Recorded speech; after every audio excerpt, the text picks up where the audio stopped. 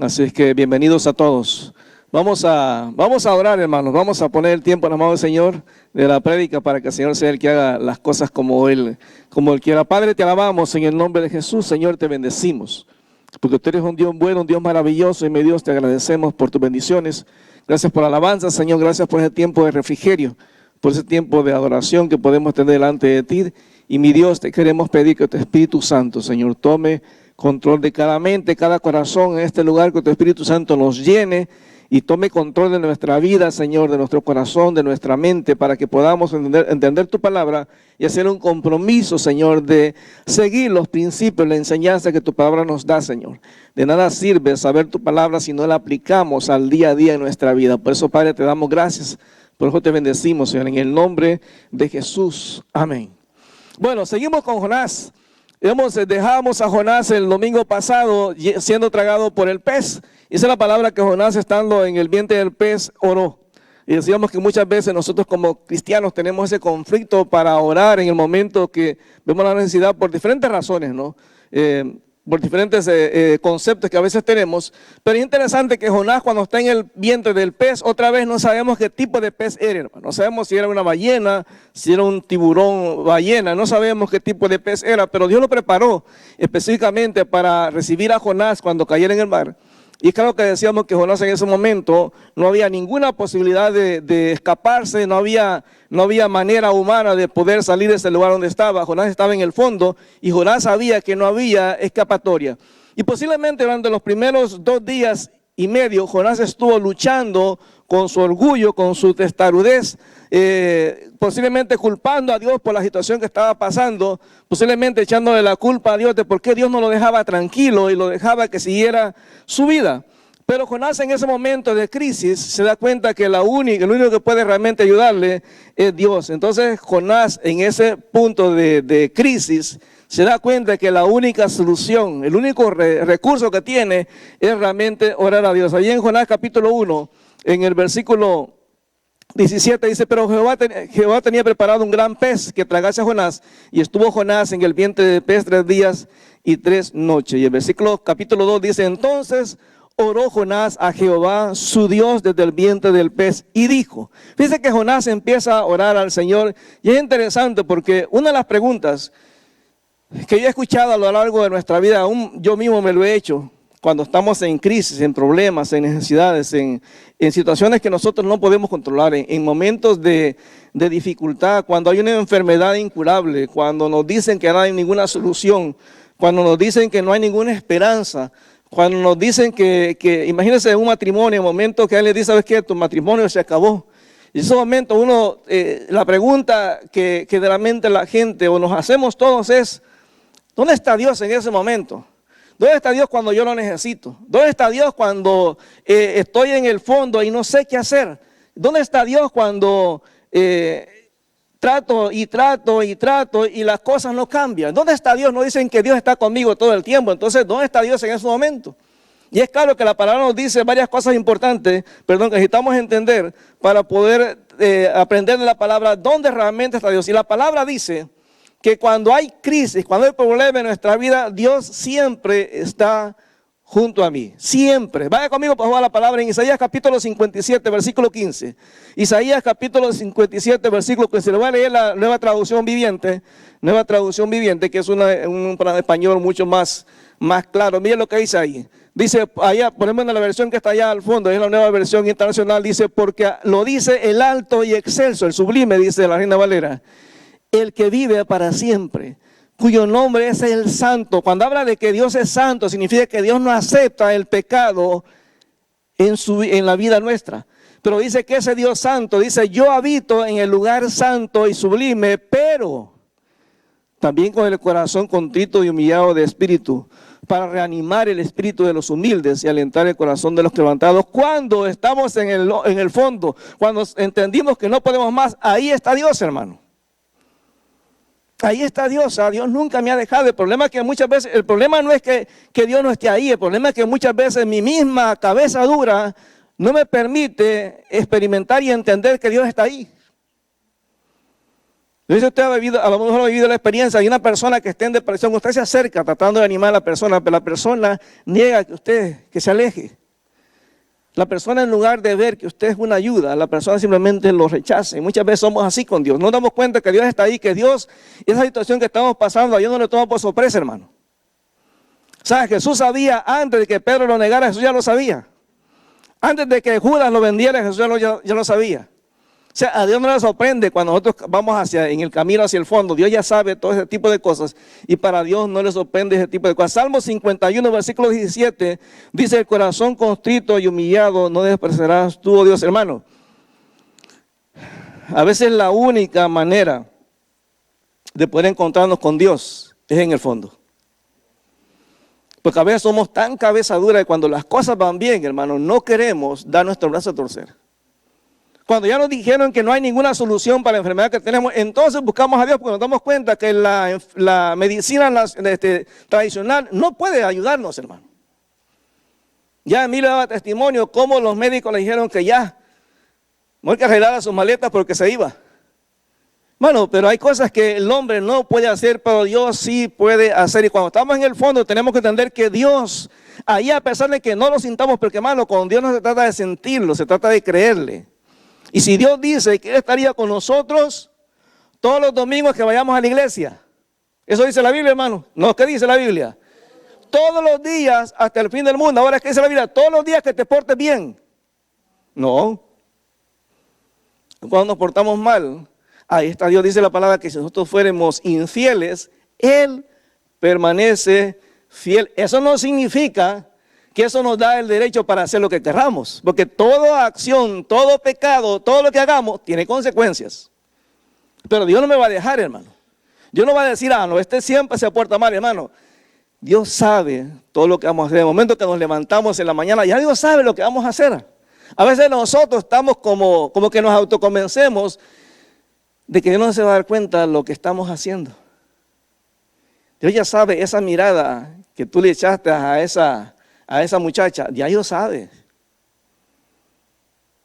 Es más, dice la Biblia, para los que son solteros, hay un salmo, no me recuerdo ahorita, se lo voy a buscar y se lo voy a mandar a los jóvenes. Dice que Dios conoce hasta aún mi suspiro. Cuando la muchacha que te gusta pasa y tú suspiras, Dios ya lo conoce. Dios ya sabe lo que estás sintiendo. Dios ya sabe el anhelo de tu corazón.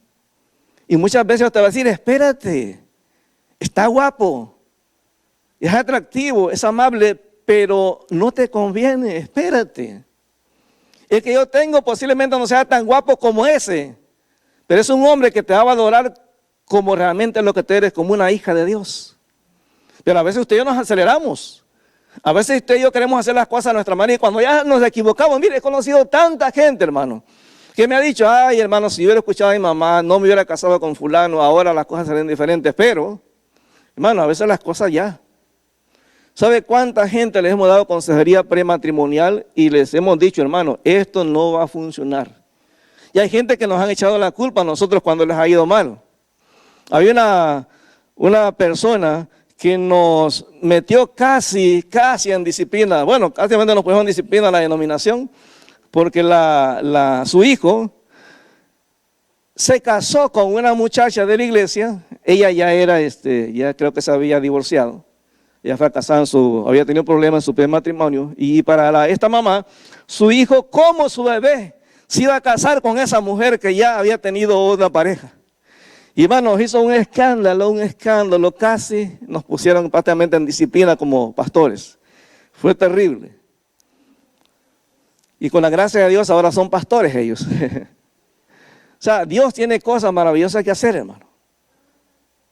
O sea, hay una hermana que antes de casar a su hija le dijo, hermana, ¿usted está segura que es la voluntad de Dios que su hija se case con este muchacho? Claro que sí, pastor, hemos orado y hemos ayunado y sabemos que Dios, esta es la voluntad de Dios. Y le damos lo que ella a nuestra hija. Bueno, cuando se casó la muchacha, esta hermana vino a acusarme de que por qué yo lo había casado. O sea, que era yo el culpable pues, de todo lo que estaba pasando. Así somos con Dios, hermano. Dios es el culpable que me va a llamar. Pero tenemos que entender que aún en el fondo, cuando estamos ahí, cuando pensamos que no hay oportunidad, no hay esperanza, Dios siempre está conmigo. Y en el Salmo 51, versículos 16 y 17, vea lo que dice. Salmo 51, versículo 16 y versículo 17. Salmo 51, versículo 16 y versículo 17. A ver, póngamelo ahí, por favor, Ulises, para que lo leamos juntos. Dice, tú no te deleitas en los sacrificios, ni te complaces en los holocaustos, de lo contrario te los ofrecería. Versículo 17, el sacrificio que te agrada es un espíritu quebrantado. Tú, oh Dios, no despreciarás el corazón quebrantado y arrepentido. Cuando venimos delante de Dios reconociendo que fue mi culpa, hermano, lo que estamos pasando, Dios es tan fiel, que dice la palabra que cuando confesamos nuestro pecado, Él es fiel y justo para perdonarnos y limpiarnos de toda maldad. ¿Dónde está Dios cuando estamos en problema? Junto a mí.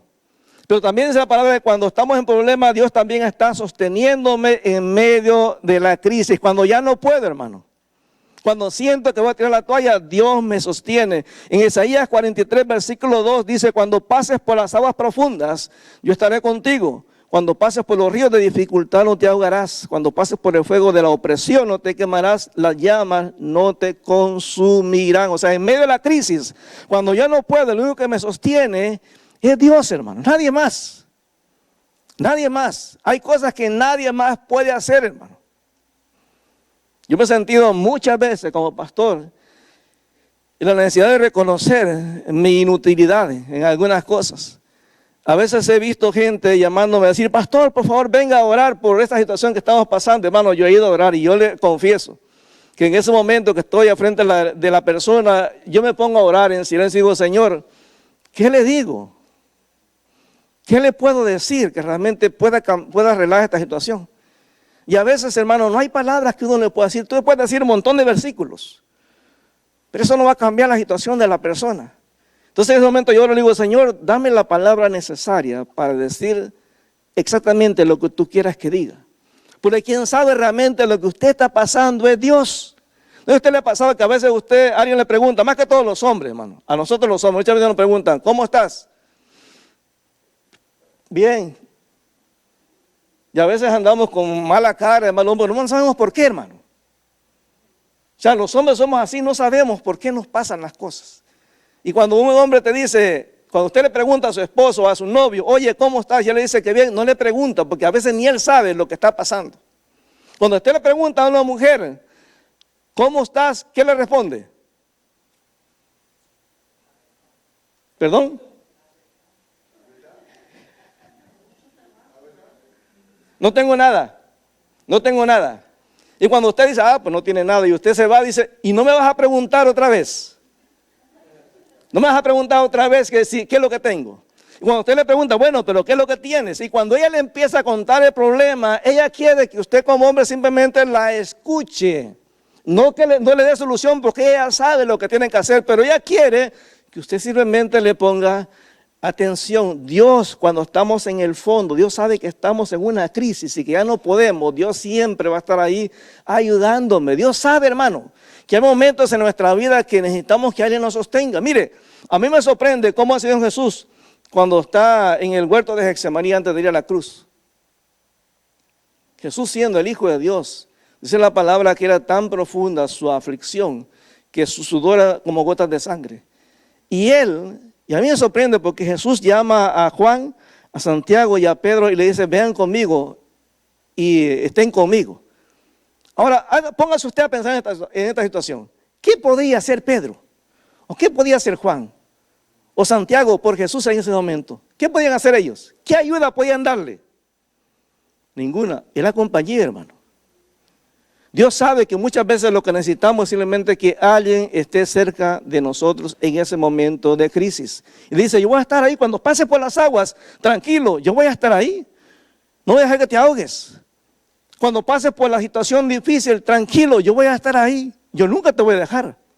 Mismo si estás en rebeldía, mismo si estás haciendo algo que a mí no me gusta, yo te prometo que siempre voy a estar contigo. Ahora, Dios no solamente, Señor, va a estar junto a mí todo el tiempo, no solamente me va a sostener en medio de la crisis, sino también Dios va a hacer aquello que yo no pueda hacer. Dice el Señor en el Salmo 46, versículo 10 y versículo 11. Dice, quédense quietos, dice esta versión, nueva versión internacional. Dice, quédense quietos y sepan que yo soy Dios. Toda la nación me honrará, seré honrado en el mundo entero. El Señor de los ejércitos celestiales está entre nosotros. El Dios de Israel es nuestra fortaleza. Hermano, hay momentos en la vida que uno siente que ya no puede más. ¿Cuántos aquí han estado en un momento a punto de ahogarse? A mí me ha pasado 2 veces, hermano. La primera vez me pasó allá en El Salvador. Tenía como unos 12 años. Por andar de valiente me tiro y yo no sabía nadar, hermano. Ya me salgo, como sea. Y ya me estaba ahogando y me sacaron del pelo. Mi hermana me sacó del pelo. Pero acá me pasó en Granby. ¿Cuánto han ido a Granby, hermano? Donde está el zoológico. Bueno, usted ve que hay una como piscina donde hay unas olas. Bueno, yo me metí ahí de valiente. Mi esposa se quedó en la orilla, ella se está riendo ella por lo que hizo.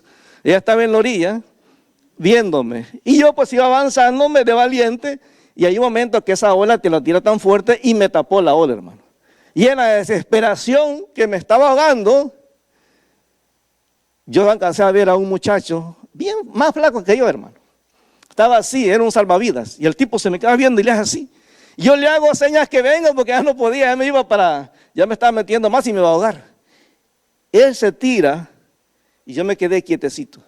Porque yo me acordé que cuando una persona está ahogando, lo mejor que puede hacer es quedarse quieto para que alguien te saque.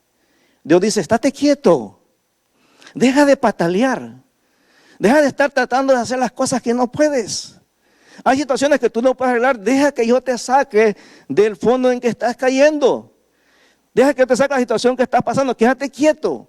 Hay cosas, hermano, que Dios va a hacer sin ni siquiera que tener la necesidad que nosotros oremos. Pero a mí me fascina, mire, este Salmo 46, póngame el versículo 1, por favor, en adelante. Versículo 1. Vea cómo el salmista viene del versículo 1. ¿Qué dice ahí, hermano? El versículo 1, léalo conmigo. Dios es nuestro refugio y nuestra fortaleza, nuestra segura ayuda en momentos, ¿en qué momento? De angustia, hermano. Versículo 2. Por eso, no temeremos aunque se desmorone la tierra y las montañas se hundan en el fondo. Que me esté muriendo, hermano, no voy a temer. Versículo 3, aunque rujan y se encrespen sus aguas y ante su furia retiemblen los montes. Versículo 5, versículo 4, hay un río cuyas corrientes salieran en la ciudad de Dios, la santa habitación del Altísimo. Versículo 5, Dios está en ella, la ciudad no caerá. Al rayar el alba, Dios le brindará su ayuda. Versículo 6, se agitan las naciones, los reinos se caen, Dios dejará oír su voz y la tierra se derrumba. Versículo 7. Versículo 7, el Señor de los ejércitos está con nosotros. Nuestro refugio es el Dios de Jacob. Hermano, Dios dice, quédate quieto. Cuando Pablo vino a decirle, Señor, quítame la enfermedad que tengo, Dios le dijo, bástate mi gracia, porque mi poder se perfecciona en la debilidad. Ahora, no se me ha olvidado, cuando yo me estaba ahogando, ¿dónde cree que estaba mi esposa? Riéndose, hermano. Yo creo que ella no se ha dado cuenta que me estaba ahogando, pero ella se estaba riendo y cuando salgo todo asustado que me sacaron, me dice, ¿qué le pasó? Ya no me vuelvo a meter, hermano. Yo sé que ella no sabe nadar tampoco. Bueno, en ese momento solamente Dios me puede sacar. Dios es mi amparo, mi fortaleza, mi pronto auxilio en la tribulación. Tenemos que aprender, hermano. Mire, Jonás en ese momento que estaba ahí en el vientre del pez, él sabía que ningún otro profeta lo podía sacar. Que su mamá no lo podía sacar. No estaba casado. O tenía novia. O tenía hijos. Nadie lo podía sacar, hermano. Solamente Dios. Y Jonás entiende en ese momento que el único recurso es Dios. Y la cuarta cosa que uno puede aprender, hermano, o la respuesta a la pregunta, ¿dónde está Dios en el momento de la crisis? Decíamos que está junto a mí, que está sosteniéndome en medio de la crisis, que está haciendo lo que yo no puedo hacer. Pero una de las cosas, hermano, que necesitamos aprender es que Dios está tan cerca como la distancia que hay entre nosotros y una oración. A veces lo único que Dios espera que hagamos es orar, hermano. Jonás estuvo 3 días y 3 noches, posiblemente peleando, echándole la culpa a Dios. ¿Por qué si Dios vio que Jonás no quería hacerlo, por qué insistió? ¿Por qué? Sabemos. No sé si Jonás echaba la culpa a lo que había pasado. O le echaba la culpa a Dios diciendo, Señor, ¿por qué no buscaste a otro si viste que yo no quería?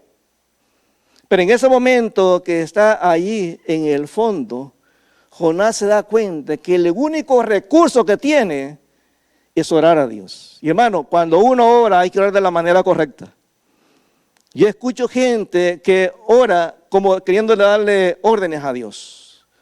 Señor, yo declaro sanidad. ¿Y quién es usted para declarar sanidad, hermano? ¿Qué es lo que le dijo Dios a Pablo? Bástate mi gracia, mi poder se perfecciona en la debilidad. Yo tengo que creer que Dios sana, claro que sí. Cuando yo oro por una persona que esté enferma, yo creo que Dios puede sanarlo. Claro que sí, sigue sanando en este tiempo. Pero quien hace el milagro es Dios si Él quiere. Si está en sus planes. Hace muchos años, a mí, cuando yo era nuevo creyente, me tocó en una iglesia en la que estaba, había 2 hermanas que tenían cáncer.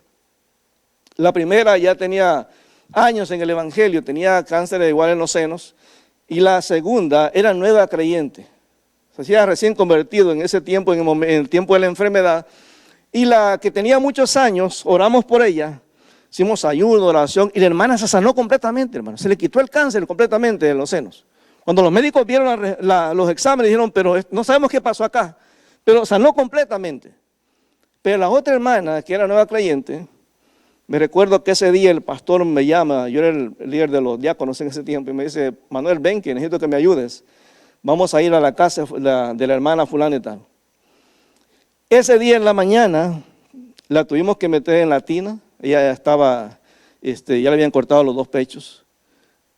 Tuvimos que abrir la regadera. Yo sé que hay gente que puede no estar de acuerdo con esto, pero nosotros abrimos la regadera y la metimos a la regadera y la bautizamos. Porque el bautismo es un símbolo. O sea, no podíamos meterla en agua por la cuestión de su situación médica. Entonces, la metimos en la regadera y ahí oramos por ella y la bautizamos en el nombre del Padre, del Hijo y del Espíritu Santo. La sacamos y la metimos a un cuarto y las hermanas entraron y la cambiaron. Y le pusieron su vestido de novia. Como a la hora ya la sacaron bien guapa, se veía claro su cansancio por la enfermedad. Ahí mismo en la sala se casó con el que era su pareja de muchos años. Pero decía, yo quiero estar bien con el Señor. Se casaron, en la noche murió. Y uno se pregunta por qué a una la sanó y a la otra no. Me acuerdo cuando entramos a su cuarto y la vimos allá tirada en la cama, acostada en la cama. El rostro, hermano, reflejaba una paz, una tranquilidad. Ella después del casamiento dijo, estoy en paz con Dios. Ya arreglé las cosas con Dios, Señor, estoy lista para irme. La distancia entre el milagro de Dios y nosotros es una oración. Usted y yo tenemos que aprender, hermano, que Dios no quiere que cuando estamos en la desesperación busquemos a alguien. Hermano, Dios llevó a Jonás hasta un punto donde Jonás no podía recurrir a nadie. Jonás no podía llamar con el celular a alguien porque no había señal, hermano, abajo. Hermano, no había ni celular tampoco, hermano. O sea, Jonás no podía decirle a los del barco que lo sacaran, no podía comunicarse con ellos. Jonás se dio cuenta que en ese momento el único que podía ayudarle era Dios. Y Dios muchas veces nos mete y nos deja que veamos hasta el fondo para que entendamos que nosotros no dependemos del pastor, ni de los ancianos, ni de la iglesia, ni de mi pareja, dependo de Él solamente. Porque mi relación con Él es personal. Y en ese momento que Jonás está ahí, Jonás dice, ahora entendí que mi único recurso en este momento es orar. Y vea la oración de Jonás, hermano. Vea el capítulo 2, en el versículo 1. ¿Cómo dice la palabra aquí? Jonás capítulo 2, versículo 1. Vea cómo lo menciona Jonás. Entonces oró Jonás a Jehová su Dios desde el vientre del pez y dijo, vea la oración que dice. Invoqué en mi angustia a Jehová.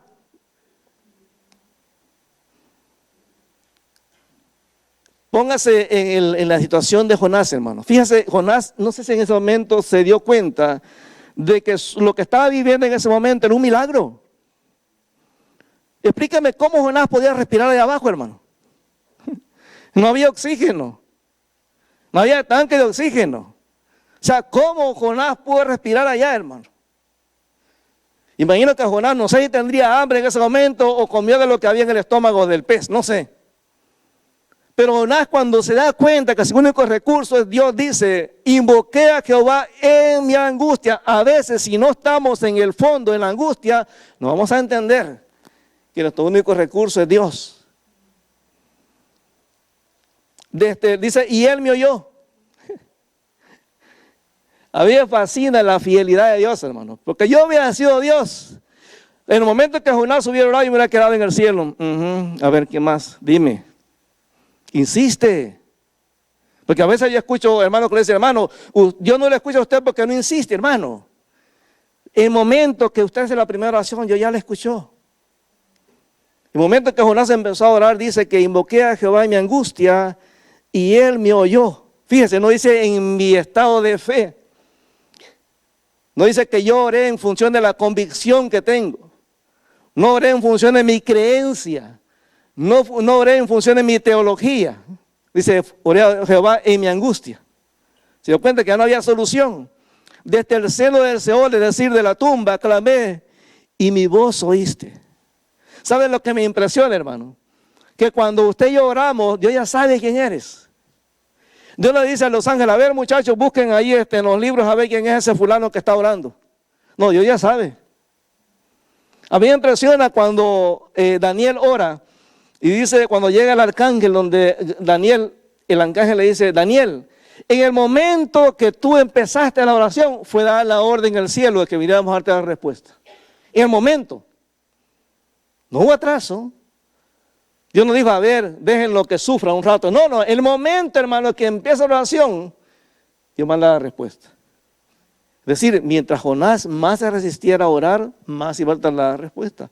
Entre más nos resistamos, usted y yo, a hacer las cosas como Dios quiere y a reconocer de lo que hayamos hecho, hermano, y su fidelidad delante de nuestra vida, no va a pasar nada. Tenemos que orar a Él, hermano. A Él. Jonás dice, en mi angustia, invoqué a Jehová. No es que Jonás, hermano, estaba ahí. Y Jonás no es que empezó a decir, la idea en el texto no es que Jonás empezó a decir, Señor, mira, tú sabes cómo estoy, Señor, bien amolado. No tengo solución, ayúdame. La idea es que Jonás sentía tanta angustia, tanto dolor, tanta desesperación, que dice la Biblia, no es que solamente oró, sino que invocó a Jehová. Así como que él empezó a gritar, Jehová, por favor, ayúdame, ya no puedo. Se dio cuenta que nadie importaba, hermano. Él quería clamarle a Dios. Jonás conocía el Salmo. Conocía los Salmos porque Jonás, cuando está ministrando, ya es el tiempo después de David. O sea, posiblemente Jonás había leído los Salmos y sabía cómo los Salmos hablan de la fidelidad de Dios. Posiblemente él sabía que Dios había leído a lo mejor el Salmo 23, versículo 6. Donde dice que ciertamente el bien y la misericordia de Jehová me seguirán todos los días de mi vida. Él sabía que Dios era fiel.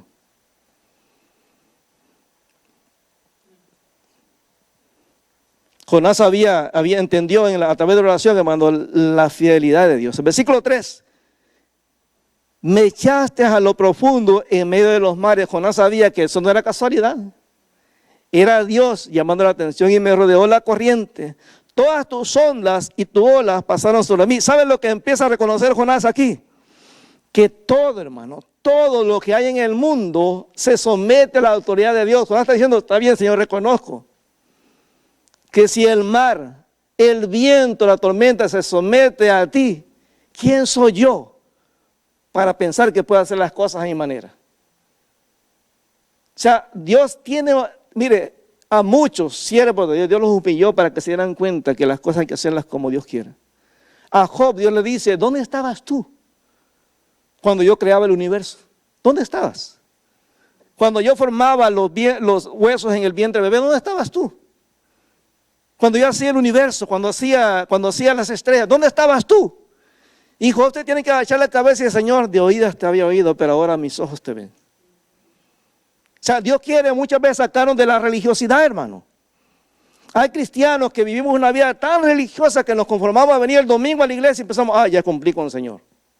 Dice, ok, realmente estás cómodo con ese tipo de relación, te voy a llevar a un tipo de relación que es la que yo quiero que tengamos. Te voy a llevar a que experimentes un problema, una enfermedad, una crisis, para que te des cuenta que la relación que estoy buscando contigo no es una relación religiosa. O sea, yo quiero una religión profunda, una relación profunda. Que no importa lo que esté pasando, tú entiendas que yo sigo estando en control. Y Jonás empieza a clamar a Dios desde la angustia. Y él le sigue diciendo acá en el versículo 4. Entonces dije, desechado soy delante de tus ojos. O sea, al momento que vamos a sentir así, hermano. A mí me ha pasado muchas veces en el ministerio por diferentes situaciones. De preguntarle al Señor, Señor, ¿será que ya? ¿Quieres que tire la toalla? ¿Quieres que me dedique a otra cosa? Ya no quieres que predique. Y Dios ha sido fiel. Cada vez Dios ha dado confirmación de que sí quiere que siga. A pesar de los defectos, hermano, a pesar de los fracasos que uno tenga, Dios es fiel. Dice, entonces dije, desechado soy. O sea, Jonás dijo, Señor, está bien. Entiendo que te fallé. Entiendo que ya no tengo derecho a que me uses. Mas aún veré tu santo templo. Dice, las aguas me rodearon hasta el alma. Me rodeó el abismo. El alga se enredó a mi cabeza. Descendí a los simientes de los montes. La tierra echó sus cerrojos sobre mí para siempre. Mas tú sacaste mi vida de la sepultura, oh Jehová, Dios mío. Jonás estaba declarando de que lo que estaba pasando en ese momento, lo que iba a pasar después, era obra y misericordia de Dios. Nadie más, hermano. Ahora yo le pregunto esto, ¿se merecía Jonás el perdón de Dios? No. ¿Se merecía Jonás la misericordia de Dios? Tampoco. ¿Se merecía que Dios le diera una segunda oportunidad? Tampoco. ¿Qué hubiera pasado si Jonás no hubiera orado, hermano? ¿Se hubiera ahogado? ¿Se hubiera ahogado? Mientras usted y yo no reconozcamos la necesidad que tenemos de Dios, nos vamos a ahogar. Y Dios es especialista, hermano, en llevarnos a un punto donde nuestro orgullo se quiebre, hermano. Nuestro orgullo se quiebra. Fíjese que en la gracia de Dios, y posiblemente usted no lo vea así como gracia, pero esa vida en estos últimos tiempos de muchas iglesias, hermano, que se han dividido. Y hemos mostrado a través del tiempo que a veces Dios permite esa división de las iglesias, porque las iglesias a veces nos acomodamos tanto, estamos tan enfocados en cosas que son innecesarias y hemos olvidado de nuestra relación personal con Dios. O sea, los pastores estamos tan enfocados en que lo importante es predicar también, que nos olvidamos de tener una relación personal con ese Dios que da el mensaje, la palabra. Dios sabe que muchas veces estamos tan enfocados en el servicio a Dios que nos olvidamos del Dios que servimos. Estamos tan enfocados en que la alabanza sea excelente que nos olvidamos de que la alabanza no es para nosotros y no para Dios. Versículo 7. Cuando mi alma desfallecía, me acordé de Jehová.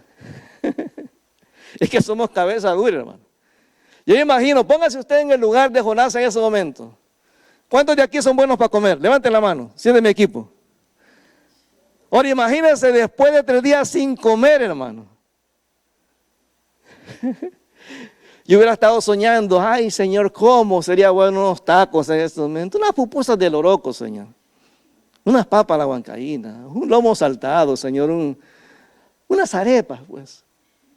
Un molito. Ay, imagínate Jonás pensando ahí, hermano. Ahora recuérdese, el olor que había en el estómago del pez no era muy agradable. Y como yo le decía, imagínese Jonás en ese momento. ¿Dónde haría sus necesidades para ir al baño? No había manera de moverse, hermano. Porque a veces las caricaturas lo presentan a Jonás dentro del pez, saltando, haciendo ejercicio. No, hermano, Jonás no se podía mover. Él estaba, por eso él dice, cuando mi alma desfallecía en mí, me acordé de Jehová, y mi oración llegó hasta ti en tu santo templo. Los que siguen vanidades ilusorias, su misericordia abandonan, mas yo con voz de alabanza te ofreceré sacrificios. La alabanza adecuada para Dios es cuando, hermano, cuando las cosas están mal. Decirle, Señor, gracias, porque en medio de la enfermedad yo sé que tú me estás sosteniendo. Señor, en medio de la falta de trabajo yo sé que tú me sostienes. Hermano, cuando yo le hablo a usted de fidelidad es porque nosotros hemos estado ahí. Hemos visto lo que es no tener dinero y no tener siquiera dinero para comer. Yo he estado ahí, hemos estado ahí como familia y hemos visto la fidelidad de Dios. Como Dios en su gracia provee de una manera que uno se sorprende, hermano. A veces tontería. Me acuerdo que una vez, fíjese, a lo mejor parece algo banal, pero yo me acuerdo que yo vi en una tienda un traje, estaba tan bonito, pero cuando vi el precio me desanimé. Yo soy tacaño, hermano, a mí no me gusta gastar tanto en ropa. Dije, ay, Señor, está muy caro. Y me acuerdo que fuimos a una tienda, no sé ni por qué fuimos, una tienda de cosas usadas, hermano. Yo no tengo problema con ponerme ropa usada. Y cuando llegamos, estábamos buscando, yo no sé si fue mi esposa o que encontró eso, pero cuando había un traje ahí bien bonito. Y cuando lo veo, hermano, me quedaba como que lo había mandado a hacer para mí. Y cuando lo veo, ¿cuánto cree que costaba el traje completo? $3. Yo dije, Señor, gracias. Ahora cuando veo la marca, oh, hermano, yo hasta decía, wow, esto está excelente, el Ralph Lauren. ¿Cómo la ve? $3. Dije, Señor, tú eres grande y misericordioso. O sea, Dios es bueno con nosotros, hermano. Aún las locuras más insignificantes, Dios siempre es fiel con nosotros. Pero a veces tenemos que llegar hasta el punto de la angustia para entender que el único recurso, el único sostén para nosotros es Dios. Es Dios, nadie más. Tenemos que entender que no somos los pastores, ni la junta, ni la gente que hace milagros, que va a hacer las cosas. No, es Dios, hermano, siempre es Dios. Y Jonás dice, en la angustia invoqué a Jehová. Mientras no había angustia, él no quería orar. Todo el libro, capítulo 1, Jonás no quiso orar. Dice, pagaré lo que prometí. Hermano, dice la Biblia, cuando le prometemos algo a Dios, hay que cumplirlo. Hay que cumplirlo. ¿Cuánta gente yo he escuchado? Aún yo mismo le he dicho, Señor, si tú me das esto, te prometo que voy a ser fiel. Yo he escuchado gente soltera, no, Señor, te prometo. Si tú me permites que fulana, Señor, me haga caso, yo te prometo que nosotros vamos a comprometer a la obra. Hermanos, se casan y nunca vuelven a las cosas de Dios. He conocido gente, Señor, mira, dame ese trabajo, yo te prometo, Señor, que voy a ser fiel contigo en mis diezmos y ofrendas. Hermanos, desaparecen de la iglesia. He escuchado gente pidiéndole casas a Dios. O sea, supe la historia de una persona que oraron, la familia oraba a Dios por una casa. Así, Señor, mira, danos una casa en tal lugar. Señor, porque queremos usarla para que haya una célula, para que tu palabra sea conocida. Bueno, Dios hizo milagros y le hizo una casa preciosa, nueva, hermano, de paquete, nuevita. Pero el primer día que iban a tenerla, solamente tuvieron la célula un día. Porque la siguiente semana llamaron a los hermanos y ¿sabes qué? Que al final de cuentas no tenemos tiempo para hacer la célula, pero la verdad era que ella no quería que le dañaran su piso. Porque se le iban a maltratar, porque estaba tan bonito el piso nuevo. Entonces le digo que ya no vinieran. Bueno, así somos. Entonces cuando le prometemos algo a Dios, Dios quiere que lo prometamos. Jonás le había prometido a Dios obediencia. Era profeta, hablaba en el nombre de Dios. Pero en el momento que Jonás se vio confrontado con Dios, decidió hacer las cosas a su manera. Y Dios, hermano, cuando usted le promete algo a Dios, Dios se lo toma en serio. Por eso cuando cantamos y le decimos a Dios, esperar en ti, difícil sé que es, mi mente dice, no es posible. Y usted dice, Señor, yo entiendo que tú eres un Dios fiel. Y Dios dice, acá bien, voy a ver realmente si lo que estás cantando es cierto. Tú dices que yo soy el grande, el poderoso Israel. Bueno, déjame demostrártelo, pues de una manera real. Porque una cosa es decirlo y creerlo, y una cosa es vivirlo. Totalmente diferente. Una cosa es decir que todo lo puedo en Cristo que me fortalece, y una cosa diferente es practicarlo en el día a día. O sea, Dios es un Dios de milagros, claro que sí. La salvación es de Jehová. Y mire, cuando ya Jonás reconoció que él no podía, que era cabeza dura, que era rebelde, que era desobediente, que no podía hallar solución a los problemas, ¿qué es lo que hace Dios, hermano? Y mandó Jehová al pez que vomitara a Jonás. Ese es Dios, hermano. Imagínense la humillación de Jonás cuando el pez lo expulsa, hermano, todo apestoso. ¿Cuánto han pasado? No me levanta la mano, hermano. Pero alguna vez usted ha pasado 3 días sin bañarse. No me levante la mano porque... Emilio dice que sí. No, a mí me pasó, hermano. Yo levanto la mano porque a mí se me pasó en México. Cuando veníamos de ilegales, desde que pasamos de Guatemala a todo México, no nos bañamos, hermano, como por 4 o 5 días. Entonces, yo sé el olor que uno despide pero Jonás estaba en un pez, hermano. ¿Sabe lo que apesta un pez? Ahora imagínense, con todo y eso, acuérdense, Jonás no tenía baño. No es que Dios lo metió a un pez y adentro del pez estaba una casa y tenía su piscina y todo. No, hermano, era un pez. Jonás estaba haciendo sus necesidades en el mismo lugar. De hecho, en un libro de historia se contaba que en Cuba, en el tiempo cuando fue la revolución, a la gente que se oponía a la revolución, una de las tácticas que usaba el gobierno cubano, bueno, según las fotos que menciona ahí en el libro de historia, era que hacían un hoyo en la pared, o hacían como un tubo, pero había como un pequeño desnivel en el tubo. Entonces metían a la persona con la cabeza hacia la parte de abajo y dejaban caer agua de sus pies. Entonces toda la noche, todo el día, el agua estaba corriendo. Y cada vez que la persona se iba siendo dominada por el sueño, le pegaban en los pies para que se despertara. Y hay un momento que la gente era tan la desesperación porque no se podían mover realmente, que la gente empezaba a pedir que mejor los mataran. Porque sabían que era mejor morirse que estar en esa. Imagínense, toda la sangre se le iba a la cabeza a la persona porque los pies estaban levantados.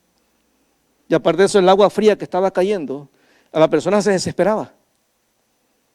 Jonás, hermano, estando allí en el vientre del pez, se dio cuenta, en primer lugar, que él no podía luchar con Dios. Número 2, que la única esperanza para él era Dios. Número 3, que Dios es fiel a pesar de nuestra cabeza dura. A pesar de cómo somos, Dios no es que diga, no, está bien, eres mi hijo, pero eres tan rebelde que ya no quiero. No, hermano. A mí me fascina el libro de Jonás, de Oseas, porque el libro de Oseas, Dios le dice al pueblo, estoy harto de ustedes, ya no son mi pueblo. Y luego Dios dice, pero los llevaré al desierto, y ahí conquistaré otra vez su amor. Y entonces ustedes me llamarán mi pueblo, y yo les llamaré, y ustedes me llamarán mi Dios. O sea, hay un momento en que Dios dice, ya, hasta aquí, no más. El pueblo judío, hermano. En el libro de Éxodo. Dice el Señor que en un momento que Dios le dijo a Moisés, quítate y los voy a matar a todos. Voy a levantar un nuevo pueblo de ti. Y Moisés le dice, Señor, pero ¿qué van a decir de ti? Dios le dice, está bien. Por cuanto tú oraste, no los voy a matar, pero ninguno de los que murmuraron en contra de mí, no creyeron mi palabra, ninguno va a entrar a la tierra prometida. Ninguno. Porque, hermano, hay un momento que Dios se cansa. La pregunta es, ¿cuánto tiempo más? Vamos a seguir insistiendo en hacer las cosas a nuestra manera. ¿Cuánto tiempo más? O sea, ¿quiere que Dios le mande un pez? ¿Quiere que Dios lo meta en una situación crítica? ¿Sabe qué? Muchos, a nosotros, de los que estamos acá, Dios nos sacó de nuestros países donde estábamos cómodos, donde teníamos buenos trabajos, buena casa, estábamos súper bien y nos mandó acá, donde acá tenemos que hacer limpieza. Cuando ya éramos doctores, ingenieros, abogados, aquí hacer limpieza, limpiar baños. Y eso, hermano, le duele a uno. Pero a veces la única manera de que entendamos que quien sigue gobernando nuestra vida es Dios. La pregunta para usted, para mí es, ¿qué tiene que hacer Dios, hermano? Para llamarnos la atención. ¿Qué tiene que hacer? Con cada uno Dios va a actuar de una manera diferente. Pero en este día yo le quiero hacer la invitación. Como decíamos en el canto, que aunque sea difícil esperar en Dios, Él es mi única esperanza y mi único sostén. Póngase de pie, hermano. Dígale, Señor, Señor, aquí está mi vida. Señor, yo sé que tú eres bueno, que tú eres misericordioso. Señor, yo entiendo que muchas veces la solución a mi problema está a la distancia de una oración, Señor. Que tengo que dejar a un lado mi orgullo, mi autosuficiencia. Tengo que reconocer que fue mi culpa, mi responsabilidad, que las consecuencias que estoy viviendo son por mis decisiones. Pero Padre, hoy en el nombre de Jesús, queremos clamarte, queremos bendecirte a ti, Señor, y reconocer que tú eres el único Dios verdadero. Gracias, mi Dios, en el nombre de Jesús. Gracias porque tú eres un Dios bueno, un Dios maravilloso.